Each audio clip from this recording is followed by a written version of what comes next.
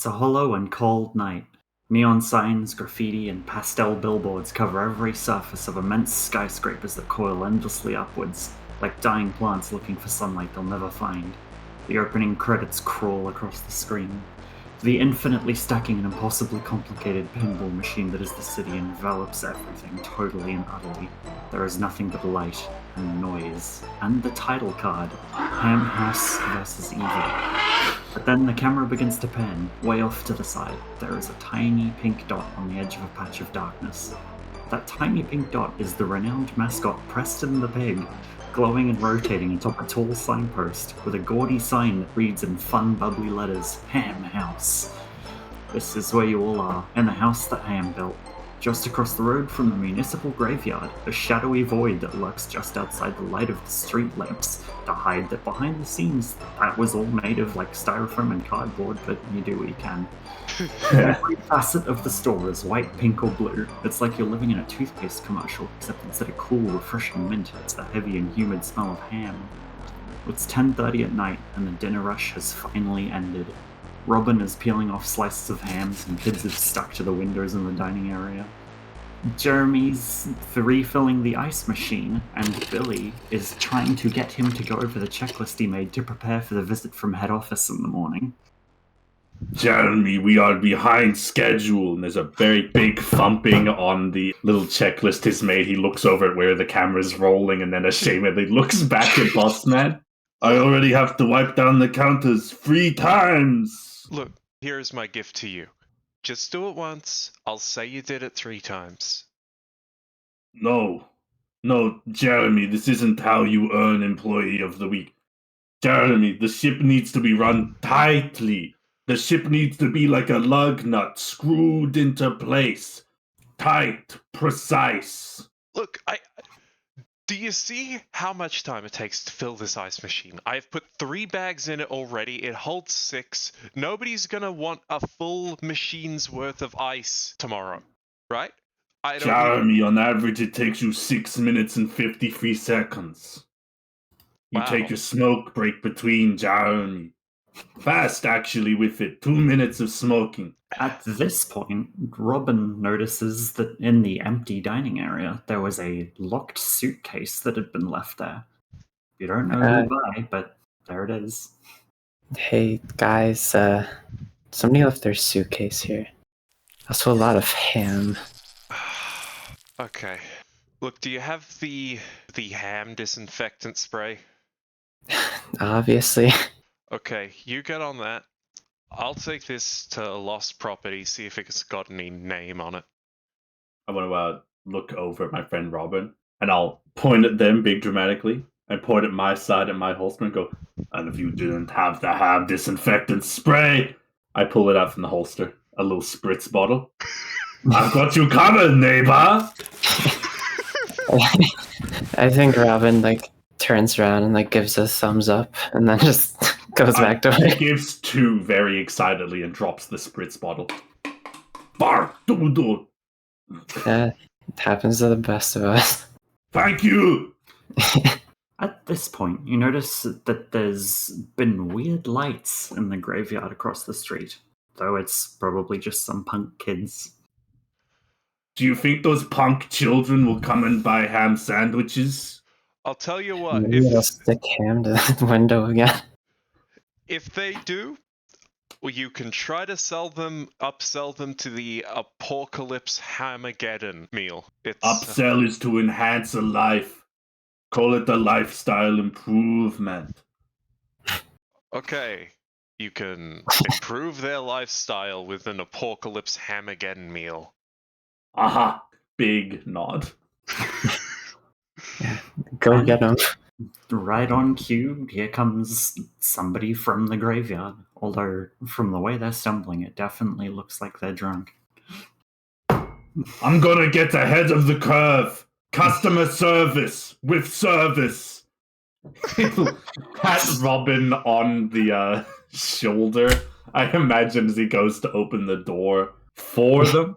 Different era, they're not automatic doors just yet. I do imagine being pat on the shoulder shakes your life agile frame a lot, though. Utterly. Yeah, they can feel their bones vibrate. Kurt Heineman, 6'5", muscle mass, doesn't even worry about it.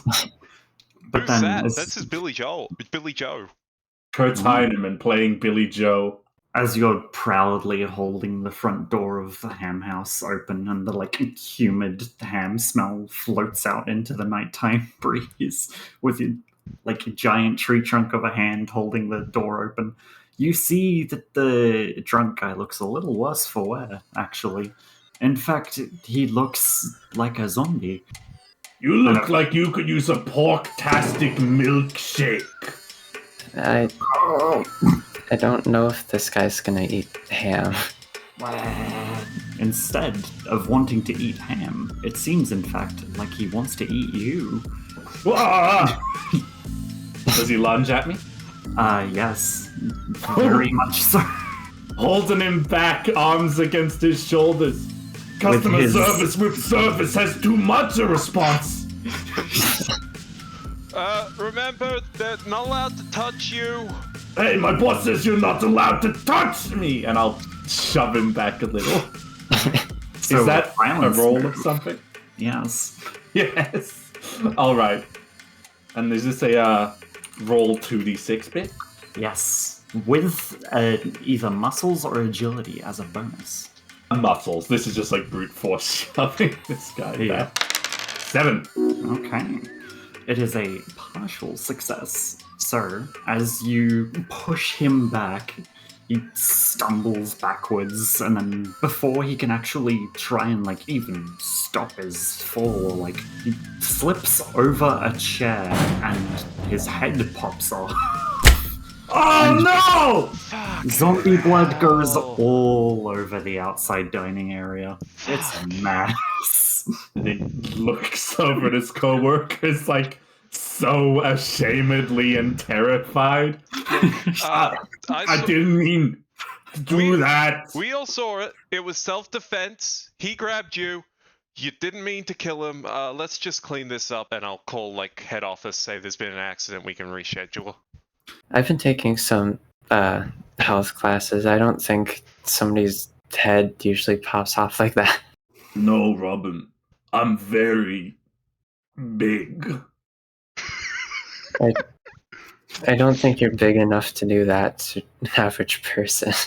As you talking amongst yourselves, the zombie's body twitches and points towards the manager's office where the lost property is, and you hear the head just wheeze, "The briefcase," and then it goes limp. Yeah, that's not normal. I didn't do that. I don't think you did. We know you didn't. Well, if he was trying to reclaim it, I'm going to pick up the head and shout at him. Okay. Hand to each side, holding him up to my face. Let me just see.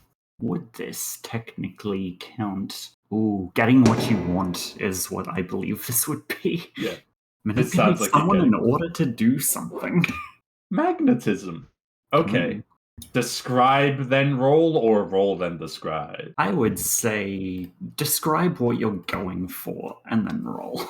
I'm going to hold him tight up to my face, still trying to raise him so it seems like a respectfully polite, we're on the same level here. And I'm the gonna ask trying him so hard to not reveal his body onto the head. I could ask him, what has happened to you? How do we fix this, and what are you talking about?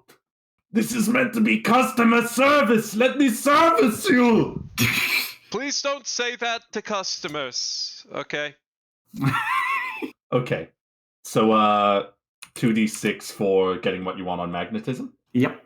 Okay, and this city is my city as a skill. My guy has his home turf, his city. HAMHOUSE, because he loves his So you get job. a +3 to your magnetism roll. Oof. +1.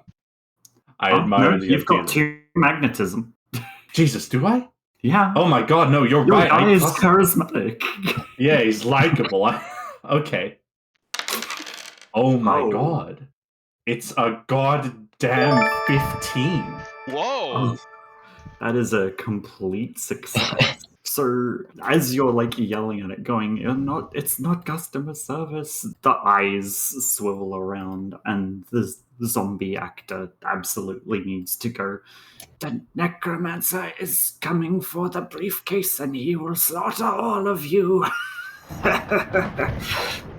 Ah! I let him go, and then some poor VFX artist has to go like, Jesus, how do I portray a falling that can't happen a couple of months from now?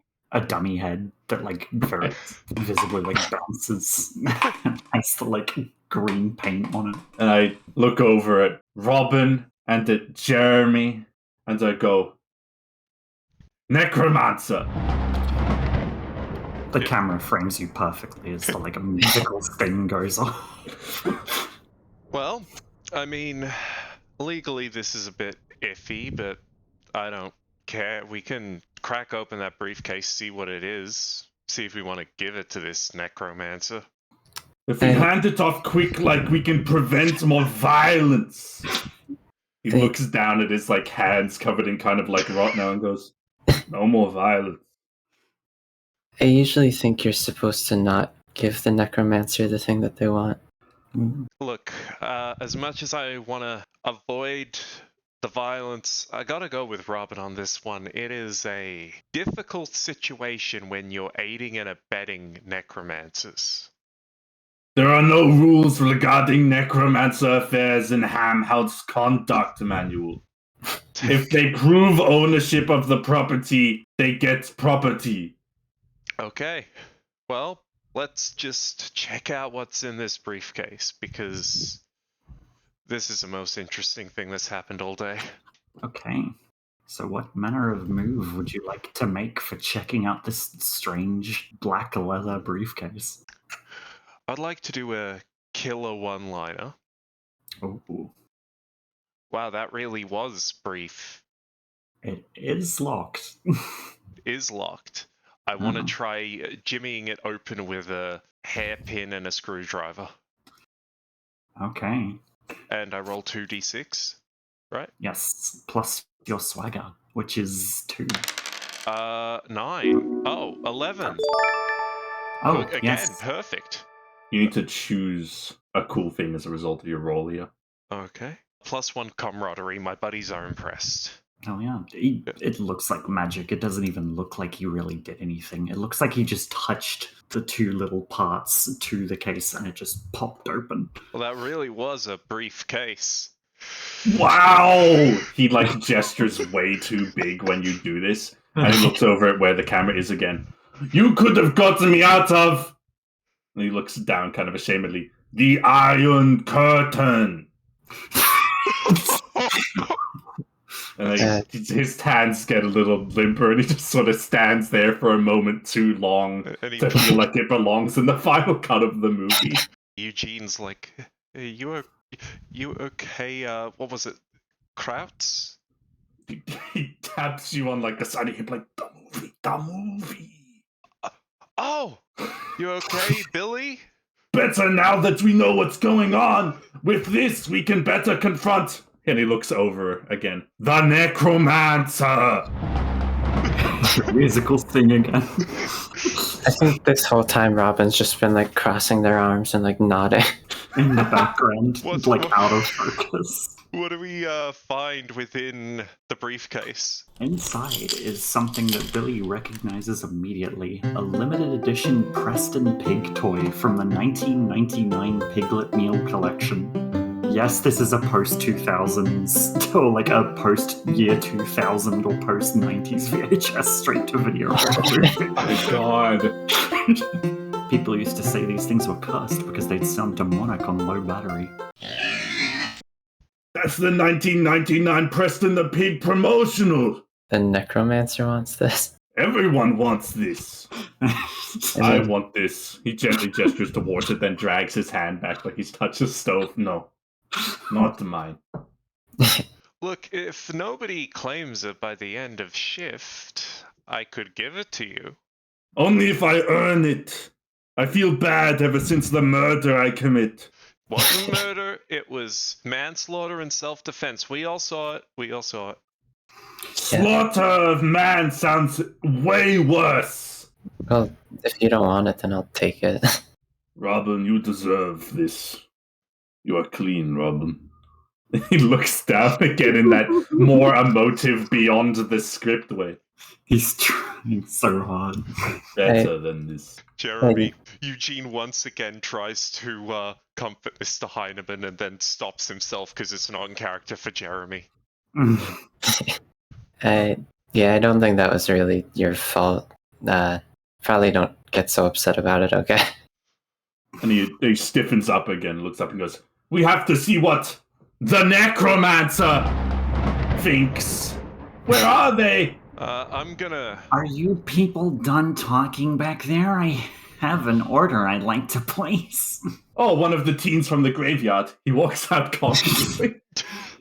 So, standing at the counter on the customer side is a guy in rollerblades wearing a bad, cheap felt wolf mask over the top half of his face. And he's Hello, in young man. He's in a purple jumpsuit. I wish you a fantastic evening. How can we serve you today? Oink, oink. Jesus Christ. I was hoping to find a little suitcase that I'd been looking for. I hope you don't mind that I brought my dogs. And you can see that he has 2 leashes going down behind the counter. Are they therapy animals? Oh, something like that. They certainly make me feel better. Do you have a certificate of medical necessity? I've got a certificate. Where? That's for me to know and you to find out. Look, So in order to bring multiple animals into a HAMHOUSE location, you will have to provide certificate of medical necessity. Look, he's right, you know. We kind of have health inspections on the way, and look, we can't have more than therapy animals in the building. I'm sure you understand if you can just get the certificate. I can't get a certificate, but I can certainly just let them go. And he tugs the leash a little, and as the camera pans over the counter, it's 2 zombie dogs. My God! They're just dogs with bits pasted on them, but then they're very clearly wagging their tails. But in the world of the movie, they're zombie dogs. Yes. You're no punk teenager. You're the necromancer. Guilty as charged. Now, Oh. if you just hand over that suitcase, I'll be sure to make your deaths only quick and painless. What suitcase? Oh. I'm sure there was a suitcase around here somewhere. One of my zombies happened to lay eyes on it. Not literally, but somewhere around here. Look, I am the manager here, and I don't even remember a suitcase. Must have a pretty bad memory then. Yeah, I must. Oh, well, I that's a also shame. don't remember a sign that said necromancers allowed, but here you are. Oh. Well, that's just mean-spirited. Oh. Look, there are a few things that we at HAMHOUSE have been accused of, and reanimating the dead isn't one of them. Can we talk about the part where they talked about killing us? 3 little pigs. I'm glad you came back to that point. Hand over the briefcase, or I'm gonna blow your house down. Now, a little bit ago, you said if we hand it over, we just die That your quicker. deaths would only be quick and painless. Yes, indeed. Look, I'll level with you. I think Billy and Robin deserve no death on the table. Can you promise me they survive? The only thing I can promise you is something akin to a 2-to-1 deal. And he drops the leashes. Can Robin pull their gun out and just start shooting? Yeah, that's a violence. I love violence. Yeah, I don't know where you had the gun, but you just do.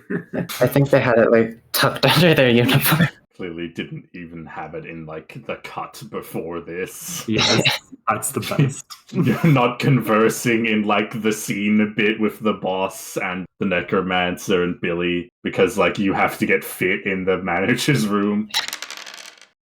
Okay, that's 9.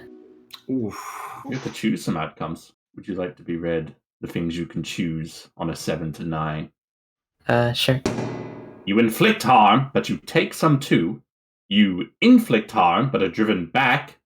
And third, you inflict harm but a friend is hurt badly in the fight. I think I want to take the harm. Okay. So, like, as the leashes are dropped, the zombie dogs, like, come around the counter. They wanted to get a shot of them jumping over in the behind the scenes, but they didn't really want to jump and they couldn't manage it, so... As they're, like, coming around and running down the, like, side way next to the deep fryers, they both, like, leap up at Robin, and Robin, like, falls backwards, firing the gun. And then immediately annihilates one of them, and a model of it does a, like, big flip over the counter and into the dining area, just showering zombie blood all over the walls. The other one manages to get to you and, like, bites onto your forearm, and then you, like, lift it up and, like, shaking it around, and it's very clearly, like, a prosthetic puppet that Grandolph is operating. Yeah. And then you, like, jam it into the deep fryer, and it's like...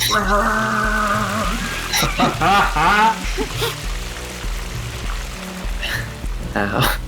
The Necromancer has vanished for now, and you take a harm, actually. And if I get 5, then I die? Yes. Or it's... you get 5, and you look badly wounded, and that's the point where I can declare that you die. Okay. But it has to be in a fitting and cool scene that we both agree on. Are both of those doggos done for? Yes, one got, like, pirouetted into the dining area and there's zombie blood everywhere in there now. And, Okay. and Robin shoved the other one in the deep fryer. I get Billy Joe to sort of break character in this moment.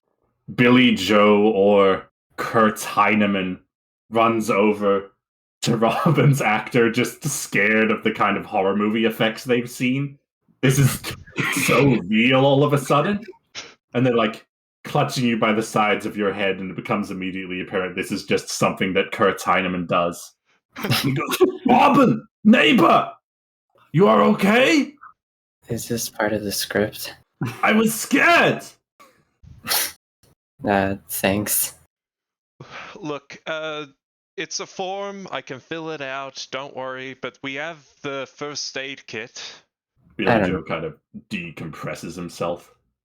Let's go and falls back into like muscle man posture. Ah, it's the noise he makes to resume character. Okay. If you need to leave, just say it's a family emergency. I can handle this. I will never leave this place. I would never leave HAMHOUSE. I would never leave my family. And he looks over to the side. Not while the necromancer is around. Oh, you're never leaving this place, all right? The He's necromancer! not alive. And he's like skating around, doing this like dance in the car park on his roller skates, as this like big row or like big crowd of zombies and skeletons is like shambling their way towards the ham house. I'm gonna be honest, boss. I don't think you got this on your own. Well, looks like it's time. What? Well, it's time to fill out my least favorite form. Yes? The Warhog Acquisition Checklist. Are you an employee or a customer in imminent danger? Yes. The cat hurt Robin. Indeed.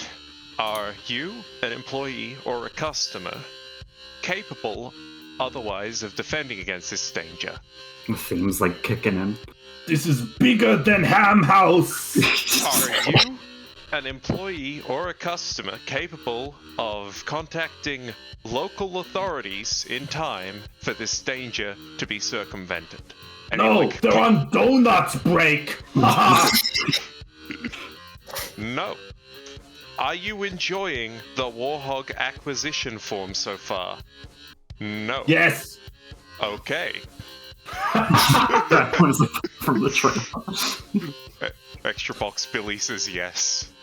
Well, we answered enough correct answers. Time to use the Warhog.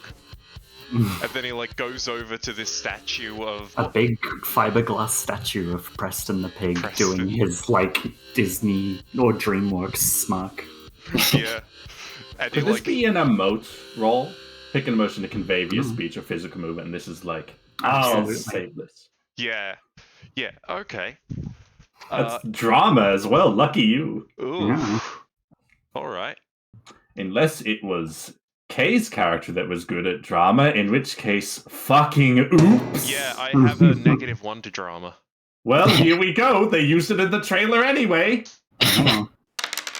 10 minus 1. That's 9. On a Jeez. 7 to 9, choose a PC or NPC to witness to your emotional display. He or she feels the same emotion as you. Well, And the emotion is kind of like a, I don't like this form, but man, I love what comes afterwards. Very Billy, reasonable mode for Billy Joe to yeah, he get has into this. never felt so hyped. He So, is full of glory and patriotism for HAMHOUSE.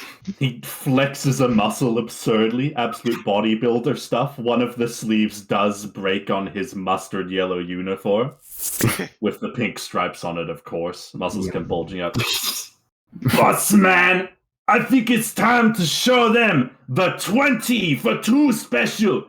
2 buckshot, 20 undead punks. I'd love to get the Brilliant. shotgun from under the counter. yeah. You do like a move where you like hook it with your foot and throw it up to your Jeremy arms. like gets an OHS step ladder to like grab the warhog from Preston hands, and then takes the warhog bandolier and then goes to the manager's office with the like tiny calcified rock hard bacon buckshot that comes in like All 3 of which are of course pastel pink. yeah. The shotgun is just decorated in HAMHOUSE like slogans and stickers and whatnot. Yeah. While Fantastic. he's off in the back doing that, Mm. can I attempt to love scene? Ooh, absolutely. Who is your Where- love scene with? Robin or Ah, Grandolph Grey? yeah. Randolph is the Okay. actor, and Robin is the character. Yeah. With the camera crew like hurriedly scurrying after the manager guy. Kurtz looks over at you again and goes, "Arr!" and flexes again. I can do it with both arms. What do you think of this? I can make one go down to the hip and one up to the head. What are you doing? Striking all the poses. I'm trying to show you that I'm big and the hordes of the undead are little. And I could protect anyone from all the terrors of the world, Okay. if you know what I mean. It is your magnetism +2. Will love bloom even on the battlefield? It absolutely. Oh, it blooms to a 4. Every time this guy does magnetism, it's insanely good. He is the single most charismatic musclehead in the universe. You get to choose 2 benefits for that. This shotgun takes a long time to load. I would like to choose +1 when you protect or help your lover for the rest of the film. Perfect. And your lover will show up during a moment of danger to provide critical aid. And also, for a moment, textually, do you want to talk about my attempted Kurtz Heinemann has a terrible crush on Grandolph Grey bit? It's amazing. Yeah. This is an overstepping of a thing, because I was like, we've naturally in play come to talk about how there's more to this than just the in-fiction HAMHOUSE movie, and I'm like, okay, Yeah, what if that's- these actors couldn't help themselves? There's like something going on behind the scenes. There's a lot going on behind the scenes. It's a complicated indie movie. Complicated mid to early 2000s straight to VHS movie. The dying days when DVD was starting to appear on the horizon. And People were just getting weird with it in that way you do when the apocalypse looms. Mhm. I think, and you can dictate if you don't like this or you're not interested in this again, do always feel free about it. Like, he flexes big, he flexes a lot, and like, I guess his lip just kind of quivers and he looks more like a lost puppy than a ludicrous muscle man with a big stupid shotgun thing for a second. Approachably human. What does your heart feel? I think Robin just like looks away kind of like shyly and just goes like, yeah, okay. And Kurtz Heinemann internally goes to himself, damn it. Scared the Grantoff away. And the shotgun is then loaded. Yes, Jeremy's like, his bandoleer's fully loaded, his shotgun, which is one of those like 10 slot those. It's one of those where you just keep feeding it. Oh, this thing takes a lot of shells. You know what else takes a lot of shells? A zombie horde. Ah! And then a squad of about like 5 or 6 very enthusiastic zombies break into the dining area, staggering towards you all lined up with your guns. I would like to go for a killer one-liner. Yeah. To keep in mind that the buckshot's made out of bacon, I would like to say, what's shaken bacon as I shoot them? Does this sound stunty? Because this feels like the place where the money goes in the movie, sort of, doesn't it? Okay. Yes. When you perform a badass stunt, roll either agility or muscles, depending on the type of stunt. However, I have a special Oh, skill that currently. allows me to roll swagger for stunts, Yeah. which Well. is an 11. Oh my! Yeah. Ah. Okay. That is absolutely a success. Okay, would you like to describe the action sequence with your shotgun as you're, like, taking down a zombie with every shot? Groups Like- of them.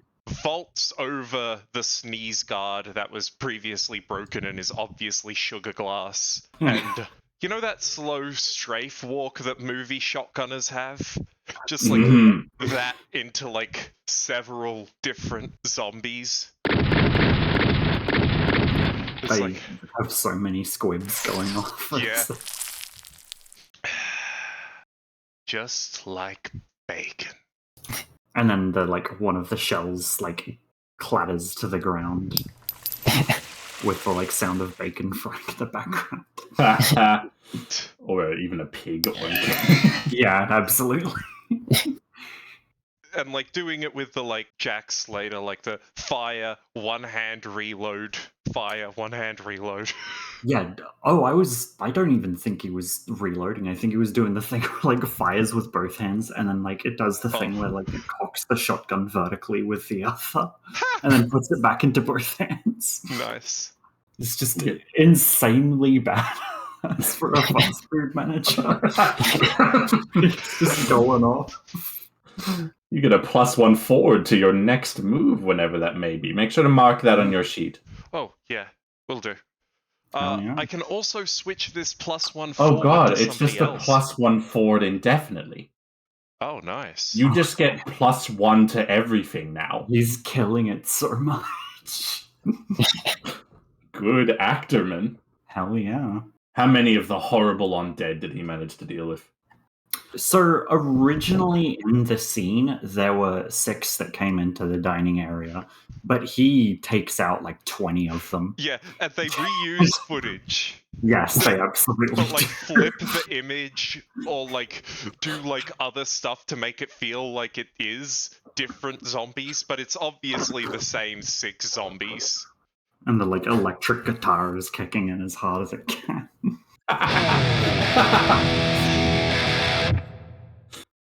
Electric guitar badass loop.mp3. Yes. Oh, radical. Alright. So there's bundles of the dead left outside, but we've cleared the inside. Is that the way?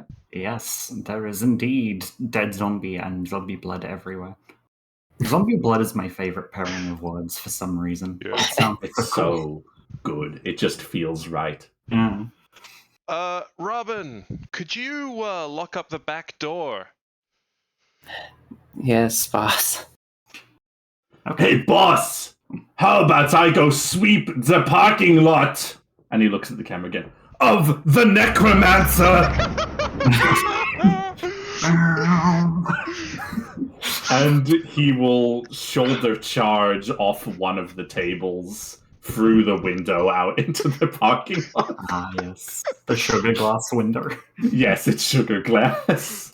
What type of move would you like? Most likely a stunt. Yeah, this one's a stunt. This is either muscles or agility. Please muscles. It sounds like brute Yes. strength, and also I'm 1 point better at muscles. Alright, if it goes high, it was sugar glass. If it doesn't, they forgot to install the sugar glass. They forgot. Yeah. Whoopsie. Okay. The music kicks up and he does indeed jumps up on the tables, runs across the tables, across the dining room and shoulder charges through the window into the parking lot. The glass dramatically shatters across the whole scene as he does the superhero landing. But that was real glass, and oh my god, it hurts. That's gonna be too hard. Alright, yeah, that makes sense. Bleeding a little bit through the muscles, Eugene, cool eyebrow scar. Eugene Anderson's like, shit, Kurtz, are you okay?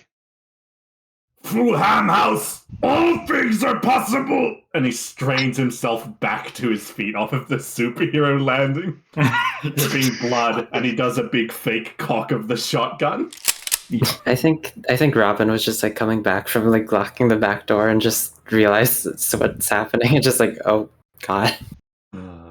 And for a moment, Kurtz Heinemann, through the blood and through the gritted teeth, goes, I look like a real actor. And this is part of a director move that counts as a part of a failed roll of separate them. Yeah! The zombie horde is now between Billy and the others. Should I go ahead and deal with that sitch? Or does Robin want to try and do a little sun? I think Robin could just start shooting. I imagine this would be another violence. But I'm imagining Robin just starts trying to pick off the ones that are trying to surround you. Yeah, he gets up from his cool flex and says, we HAMHOUSE all things possible, raises his gun to the sky with a cool cock, and then he's fully encircled by the zombies, and he goes, oh no! The hordes of the undead! No! I think Robin's just I got this, and tries aiming at their heads. Yeah, that's a 9. Oh, a 9 is a partial success. And that was violence? Yeah. Yes. So you'll get to pick one from the violence list. You inflict harm but take some too. You inflict harm but are driven back, or you inflict harm but a friend is hurt.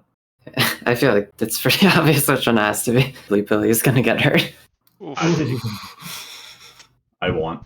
Okay, so Robin has got the gun leveled, elbow rested on the counter, just firing the pistol off, braining zombies around Billy as he's expertly fighting them and hitting them with the butt of his gun and doing all the kind of action movie stuff. This is his scene. And then there's a moment where he gets a chance through the gap of the zombies to see Robin's face. And they make eye contact for a brief moment as there's a musical sting. And then a skeleton climbs up on the top of one of the cars, stands up and it's I've got a bone to pick with you, Billy. And then leaps down onto him. And it's on his back where his arms can't reach and starts clawing at him and going, yeah. I think there's some melodramatic look out thing. Yeah. Alright. Oh, actually, 1 harm, because that brings you up to 3. Woohoo! Okay. Mr. Managerman? Yep. Do you have any dreams? I think I've got a big, silly Billy scene coming up.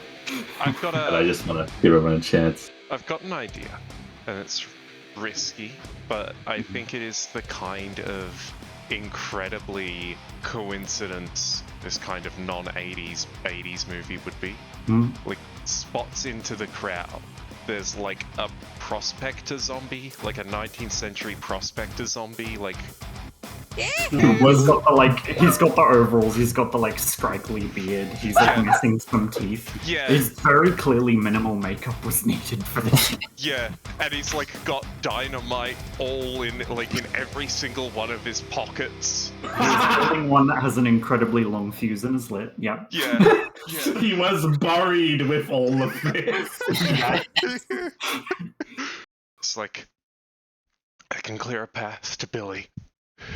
And like, they just want to run out and shoot the prospector zombie to clear a path to get Billy back in the ham house. What type of move would you like this to be? I imagine with how run out, explosion, drag back, this is more stunt based than violence based. Well, you would be able to use swagger to do this. Yeah. Okay. +1 to whatever you roll. Yeah. Addition. Yes. So that is a 7. Ooh, partial. Let me see. The stunt is successful. You take another forward. However, you've left yourself in a precarious position, and you can choose one. You fall, you lose something, you leave something behind, you hurt yourself and take a harm, or I make a move against you. I'll take a harm. Okay, so you like level your shotgun. You're like fighting your way through some zombies as you do this, and the prospect is just like laughing, like as he has the like fuse. And then you have your like shotgun, and you're like walking across the car park, and it's going slow motion again as you like cock the shotgun and then aim it at him. And he's still like laughing, watching all this like stuff that's happening to Billy. And then at the last second, he's like turns around to see you and is like, and you deliver the like one-liner of your choice. This is one way to kill 30 to 50 feral hogs. The shotgun fires and he detonates. It's this massive, like, mushroom cloud style explosion in the car park. It's like a wide shot of the whole house. Like, zombies are like flying through the air, like flailing their arms. You get absolutely showered in zombie blood, and the like force makes you like stagger back a bit. As the like, shrapnel and wreckage goes everywhere. I thought they were supposed to be edited afterwards. And now Billy has a clear route back to the hen house. I'd also like to, because I've taken a harm, I would like to invoke my skill, smiling through the pain. Hell yeah. And I get to roll 2d6 plus 4, that's a 10. That means I now hold 2 more. Yep. Which means I get a +4 on all my rolls. Insane. Yeah. Okay, I want to try and roll play have the into... skeleton on your back. Really? Yeah. I thought I was getting dragged back into the ham house by Mr. Management. Yeah, getting Either dragged you back. can, you'll be getting dragged back to the ham house then, and the skeleton has been dispatched. Okay. A giant explosion. Can we dialogue for a second and see what move emerges from it? Yeah. Hell yeah. Okay. He's for real bleeding on the asphalt and he's getting dragged. And he's like I a imagine little this, woozy and stuff. Well, let's go on. This isn't like drag. I imagine he's like propping him up on his shoulder and like walking him back. Yeah. Great. I like that positioning. That gives me a chance to dialogue with your guy. Yeah. And there's like a prosthetics team that's running out into the parking lot. Explosives team's like, oh, it looks so freaking. There's a guy in like a flame suit in the background that's like flailing around and on fire. Can we put the Wilhelm scream there? Absolutely. The Wilhelm scream was also when one of the zombies was in the air. And still blatantly for real bleeding a bit, Kurtz leans over his head to Eugene. He's like, is this what it is? Is this movies? This is movies, big guy. I'm the man with the funny voice and I get hurt very much and you save me? I wish we could all just have fun, be cool. I don't want you to be a lesser guy here. You don't get the same avenues for fun. Kurtz does. Kurtz is big, Kurtz is funny. You lead the film. Kurtz wanna laugh. Hee-hee-ho-ho. I'll tell you what, Kurtz, if I ever make it big, I make sure you are going to be the lead in any movie I make. Kurtz giggles a little to himself. Slaps you right back on the shoulder blade bit. All your bones vibrate.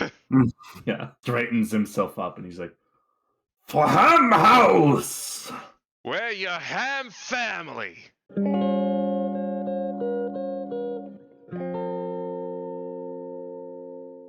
Oh, I don't know if that comes to a move so much as it's just like fun dialogue between guys. Yeah, no, that's Just real. Hell yeah. Okay. And you get back into the ham house, where you are safely able to pull some like furniture and block the like gaps in the windows and the door again. Okay, I'm gonna reload. Takes a while. Why don't you get some medical attention? I'll get out the medkit form. It's a little men respecting each other nod, like that's for sure not in the script, but yeah, definitely. Yeah. Little big old textual question. Mm. Is this Eugene trying to set up an avenue for actor Grandolph to put bandages on Kurtz, who is actually hurt? Are you Definitely. wingmanning? Yes. Okay. Yes. Does that count as a camaraderie move? For free, potentially. For the camaraderie move, one of them is healing a level of harm, so I imagine that would be what Robin was doing. Yeah, I reckon the like talking scene can be a camaraderie move. It could come with the risk of it being failure, but oh well. Yeah. I can live with that. It'll be interesting either way. Failures fail forward, you know? He's like still dripping blood from his brow, kind of Hulk Hogan in the one WWE match where he has way too much blood on him to not be a little extremely real. Mm. Hi, Robin. Yeah. And he leans closer quite a Grandolph. That's. Yeah. That's. Yeah. Grandolph. Thank you. In the subtitles of the DVD rip, they did substitute the actor's name for Grand Elf, as in like not calling Robin Elfin or something. They're not supposed to know. It has been such a terrible day of fighting the hordes of the undead. I'm losing sight of my senses. It also looks like you're losing a lot of blood. Gonna do something about that.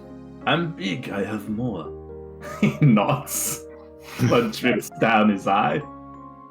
I took a health class, and I don't think that that's how that works. Use your health class magic on me and make me ready to fight.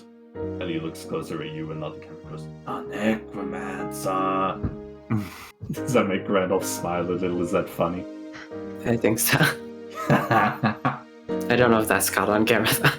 I love the idea of this HAMHOUSE DVD movie that, through no fault of the director's own, has insane homoerotic tension in it. Absolutely. This is the kind of thing that accidentally makes this a cult classic. Yep. I rolled it. 7, yeah. You get to pick one. Yeah, I'll do the healer. Very cool, yeah. Yippee. It's very much framed as a romance scene.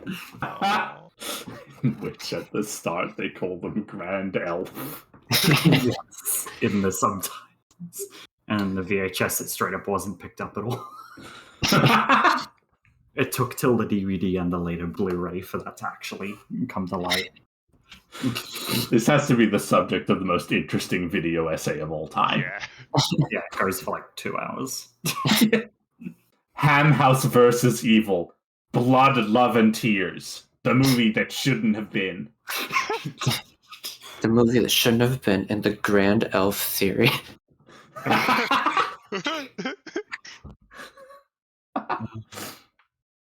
Okay, and then as Eugene, or hang on, I keep mixing up the characters' like names and their actor names.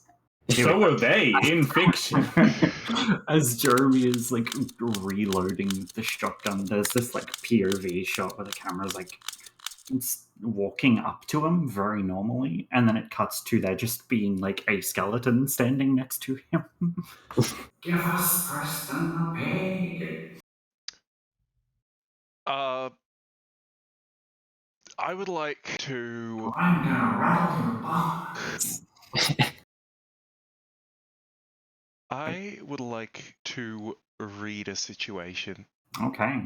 What type of reading do you want to do? Of reading this situation. Why? Oh, right. If you succeed, you ask the director questions, right? Okay, I've just realized that none of these are good for what I want. No, they are, because what's I my mean, enemy's they can true be. position finds us the necromancer. True. Okay, yeah. True. 2d6. Okay, that is a 15.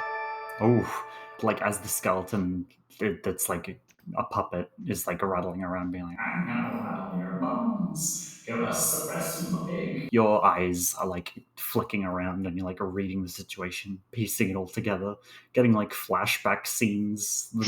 There's an extra one of the necromancer like shrugging, looking goofy. On a 10 plus, you get to ask 3 questions. Yeah.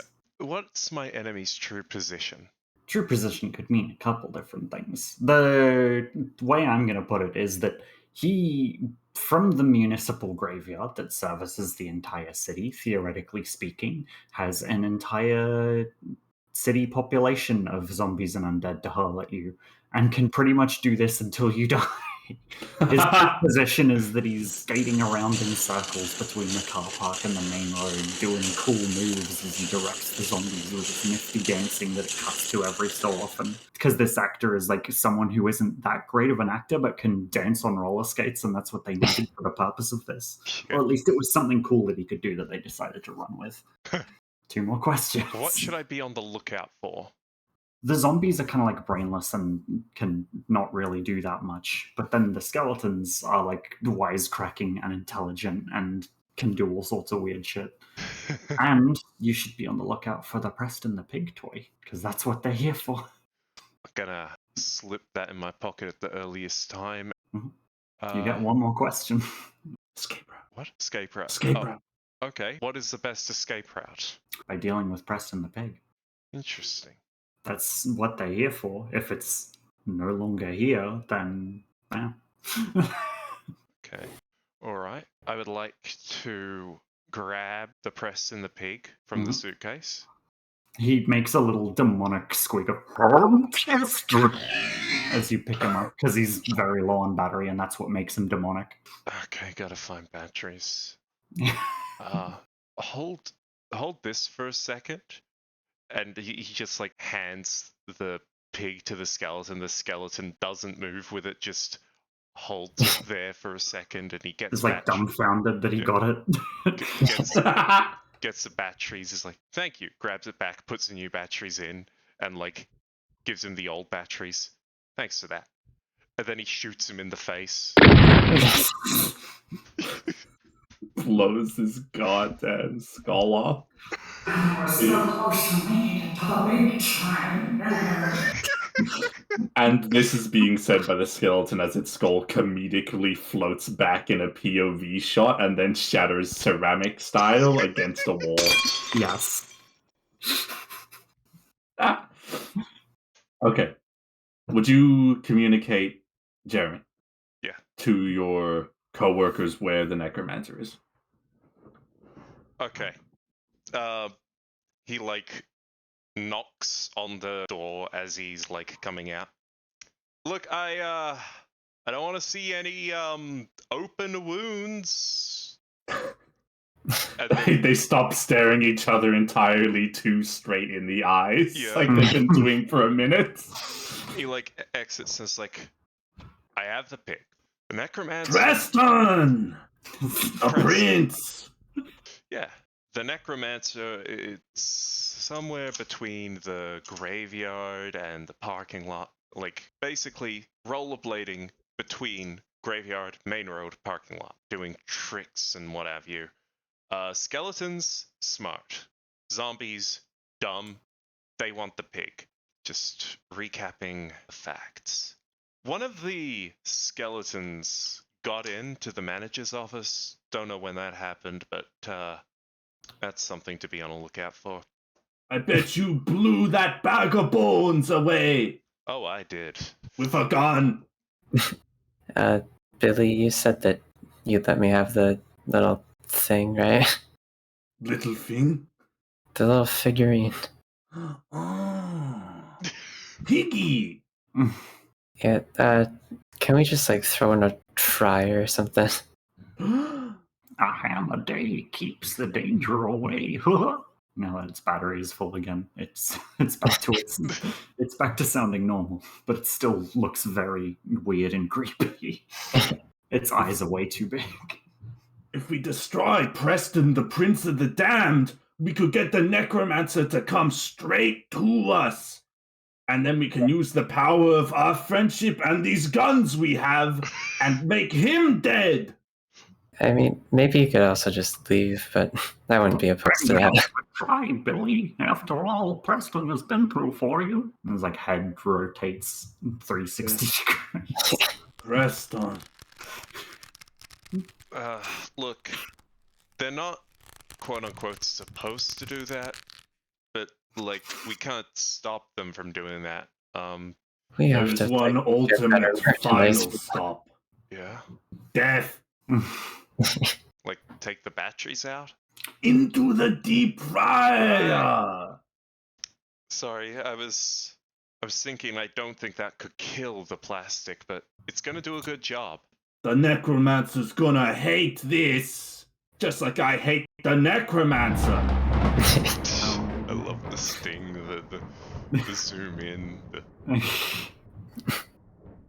Okay. What move will you make now that you have a plan? Could I try this? Oh, yeah, sure. Because, this to me sounds like a stunt kind of thing. Yeah. I'm pretty sure Preston the Pig Prince is fully possessed with 40,000 damned ghosts. Yeah. So I'm certain as soon as we start shoving that guy in the deep fryer to burn and explode, it's going to be a horrible necromantic explosion. It sounds like a windows blow out, huge gust of wind thing. That sounds stunty to me. And I would love to help Robin do this. Yeah. I think this is funny. It's gratuitously indulgent, but it's like, okay, Robin, you take Preston in one hand, and I'll lock my hand around the other side of Preston, and by our strengths combined, we can throw him in the cooker. Yeah, it's kind of embarrassing, but sure. I'll make sure the choke point of the door is guarded. And he just gives a little thumbs up. Okay, and this is just a stunt thing. This isn't a love scene.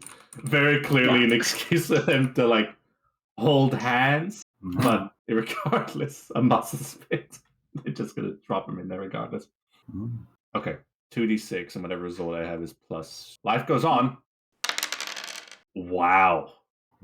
That's a 12 for putting Preston the Pig in the deep fryer.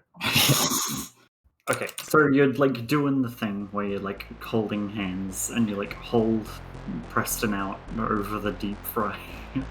I'm sorry, Preston. Every pig has his day. I'll always love you, Billy. Oh, so destroyed. He has to drop it just like that. But Preston drops down into the oil of the deep fryer, and there's a shot where nothing happens, but then there's a cut, and it's ice getting dumped into the deep fryer. And then the energy starts building up, and there's waves of really, really gratuitous black and white flashing light that goes way too fast and way too brightly, leading to the needed epilepsy warning on the back of the tape. All the windows of the HAMHOUSE explode outwards and the table explodes. Took a sizable chunk of the budget.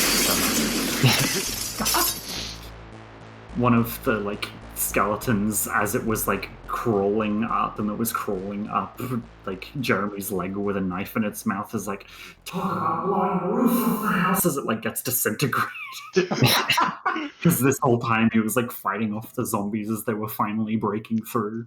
And then it's like quiet after way too much noise and music and light and like making quips. And then all that's left is you three, a badly melted pig, and a dining area covered, well, a whole store really, covered floor to ceiling in zombie blood.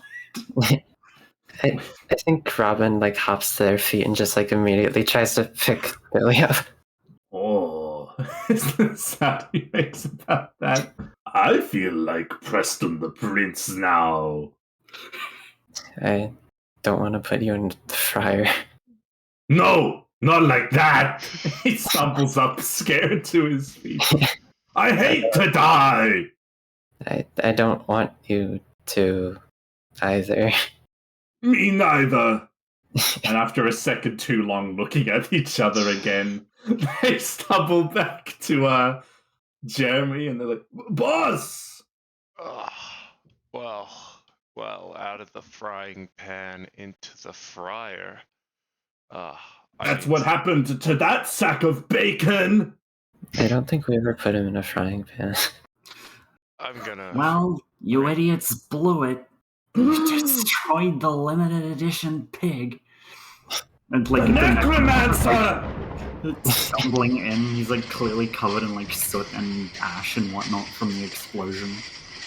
It's like very like lazily like rollerblading in. Now, okay, before I ring head office and I have to explain to a very, very lovely old man why this happened to the store managed by his grandson, can you tell me what this all was about? That was the gateway, you idiot. The one thing that would have meant this whole city could become a city of the dead. And some stupid 3 little pigs had to go and mess it all up by throwing him in a deep fryer. Right, okay, that's what I thought. And I would like to kill a one-liner. Mm-hmm. Okay. Okay, that's a 14. Yeah. And what is your killer one-liner? Shooting him, and then he's like, ah! And he rolls backwards on the roller skates so far that he rolls into the main road and gets hit by a truck. Yeah. It's very clearly like sped up footage as he like goes backwards out into the main road, and then there's the brief POV shot of him in the headlights as it like the truck like rolls up to him. There's a very stupid cut in which this blatant mannequin is being thrown into an open grave. The idea is he was hit so hard by the truck he bounced off and went into a grave and died. It doesn't come across like that. It looks like unrelatedly someone was thrown into a grave. Yeah. And then the like lid of the coffin falls shut over him and just says Carpe Diem on the front of it. With like a little wood carving of a pig logo on it. You all saw that. That was self-defense, right? Definitely not murder. You did great, Jeremy, at self-defense. And there we go. The undead are defeated and the necromancer's gone. Regardless of how time irresponsible is, could the sun inexplicably be starting to rise? Yeah. Yes. You all look at each other and you realize how close the world came to ending, and that all that stopped it was 3 overworked night shifters.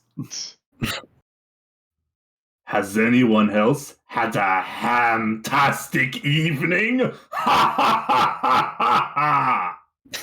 I guess so. Tomorrow we're gonna have a special on the Apocalypse Ham again. I And think then tomorrow should clean. I over think we should the clean every day. Go on, director. over the intercom, as you're like having your final exchanges, you just hear an old woman go, "I think I've decided. I'm ready to order now." And Robin, you realize you forgot about her from just after the dinner rush, and that she's been deciding that whole time. What can I get you, ma'am? Hold on. Final emotional beat. Billy slams his feet down on the, his hands down on that roadside desk and goes, "What can the Hammerly get you, ma'am?" Like ham family. Yes. Freeze frame ending.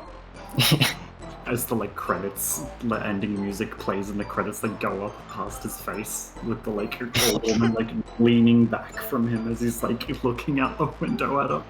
Because that's not in script. She was scared and Yeah.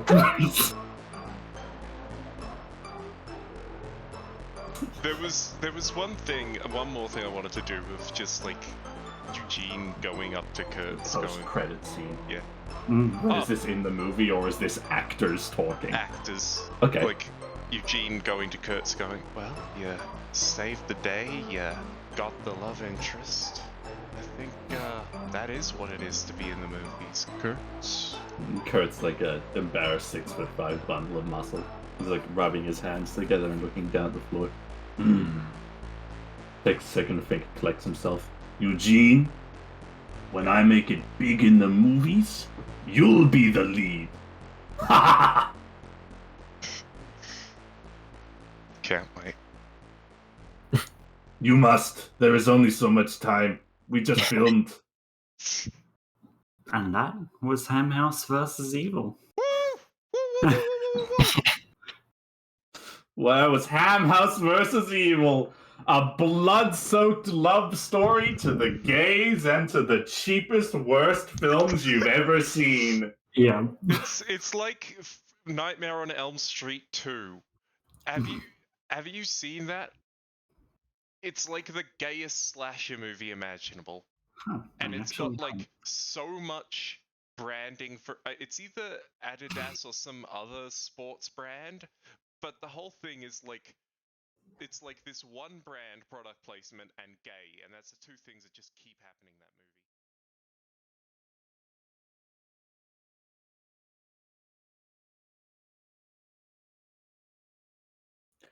movie. Yay, everybody! You just witnessed the brilliant horror comedy independent film art piece HAMHOUSE vs. Evil, free and high quality via the Combofriends YouTube channel.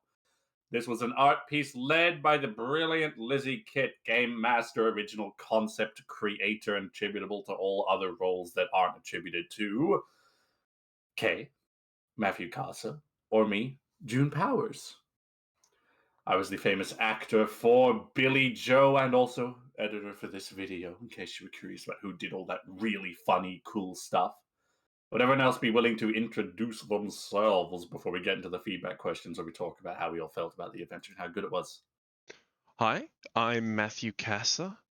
I played Jeremy Skinkahaus and Eugene Anderson.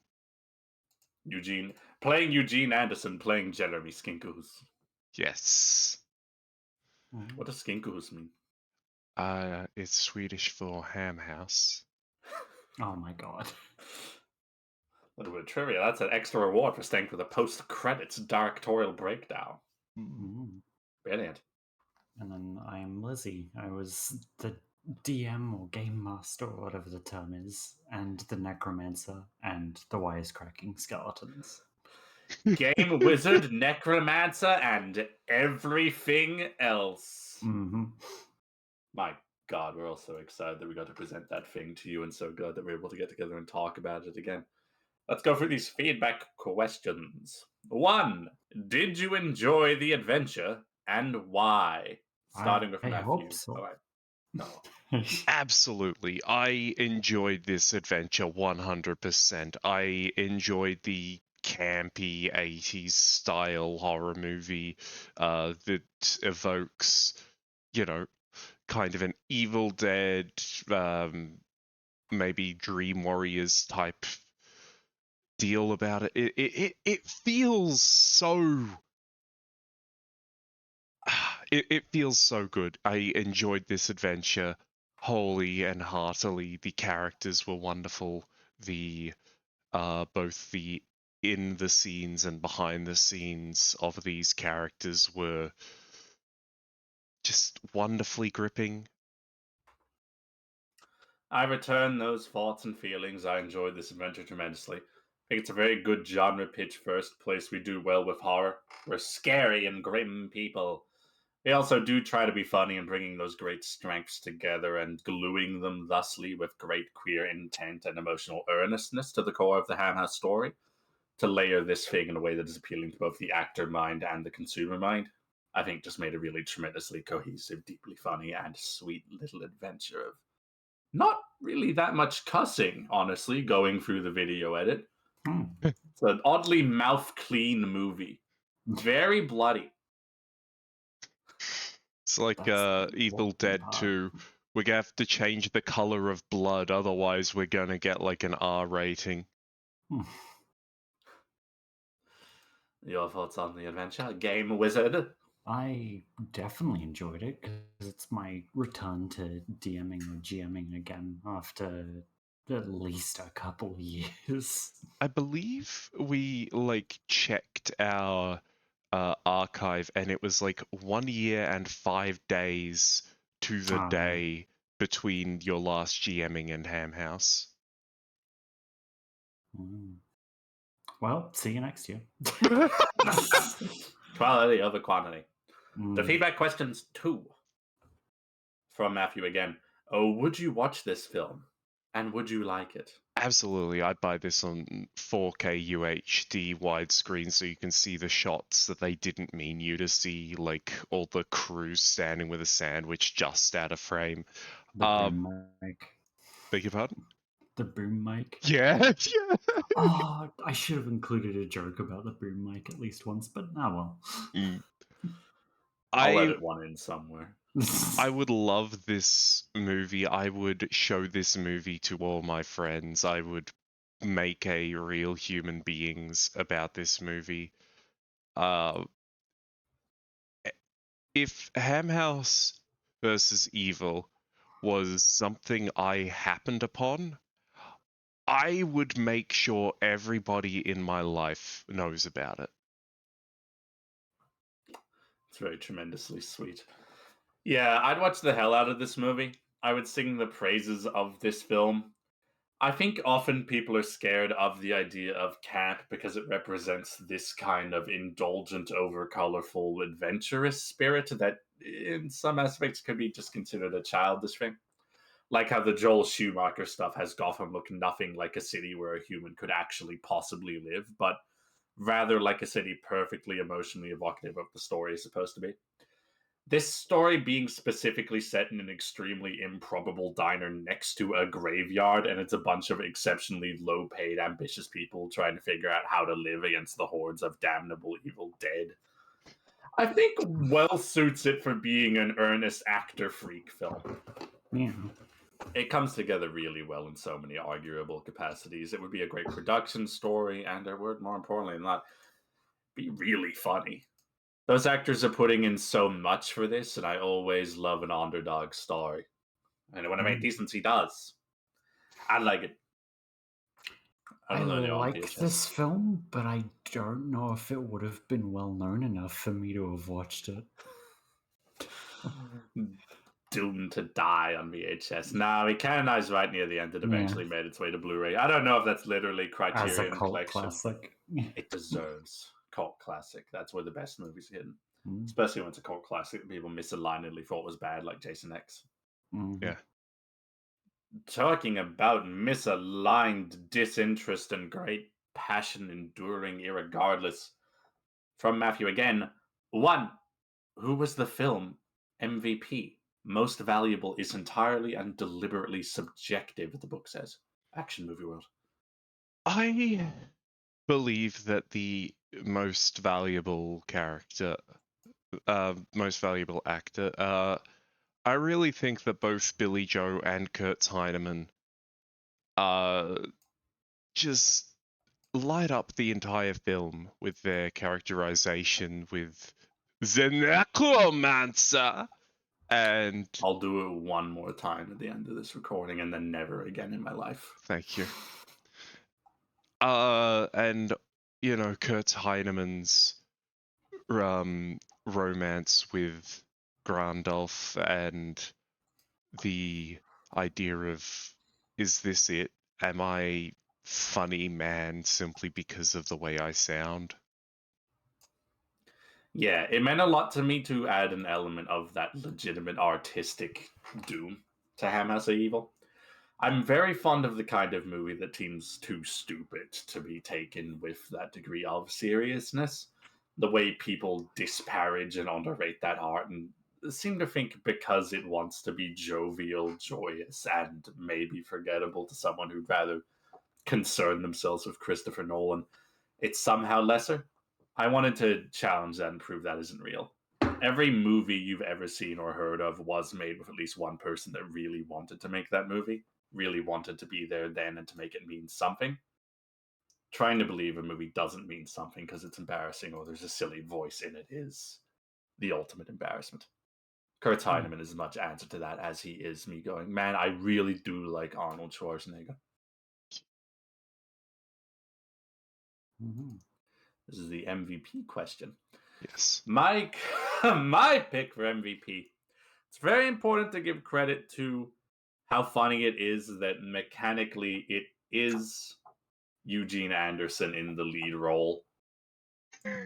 And if not for that guy over the course of the film taking this more seriously and encouraging the out of character dialogue, but in character of the fiction still, we would have had significantly less avenues to make this an interesting actor analog story.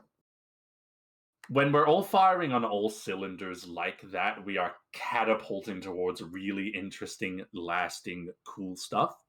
And I think HAMHOUSE is Eternal, through my actions, sure, but definitely also that of Randolph Gray, represented by Kay, and most especially Eugene, represented by Matthew. That dude was absolutely on the ball with the most ridiculous improv stuff. I had no idea the Warhog was a gun until we started going through that absolutely god tier trailer footage of the Warhog acquisition form. Thank you. Oh. Well, Game Wizard. I reckon everyone is the MVP.